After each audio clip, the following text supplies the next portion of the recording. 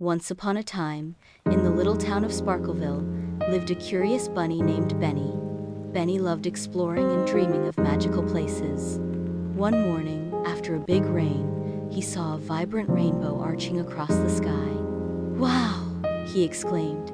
"I wonder where it leads. Maybe there's a pot of golden carrots at the end." Benny hopped excitedly, following the rainbow's colorful trail. Along the way, he met Mia, his best friend, a playful squirrel. "Benny, where are you rushing off to?" Mia asked, her eyes wide with curiosity. "I'm following the rainbow." "Want to come?"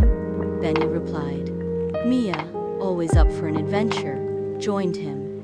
As they journeyed through a sun-dappled forest, they encountered Ollie, a wise old owl perched on a branch. "The rainbow is full of magic, little ones." Ollie hooted kindly. "If you follow it with kindness in your hearts, you may find something even more special than gold." Benny and Mia, their hearts filled with hope, continued their adventure. They climbed gentle hills, hopped across babbling brooks, and finally reached the rainbow's end. But instead of a pot of gold, they found a breathtaking sight: a sparkling crystal tree, its branches laden with glowing, iridescent fruits. "Wow! What is this?" Benny gasped, his eyes wide with wonder. Suddenly, the crystal tree spoke in a soft, melodious voice. "You have traveled with kindness, bravery, and friendship," the tree said.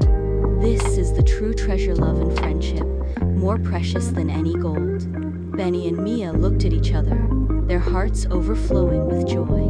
They had found something far more valuable than they ever imagined. They spent the rest of the day playing amongst the crystal tree, sharing the magical fruits, and basking in the warmth of their friendship.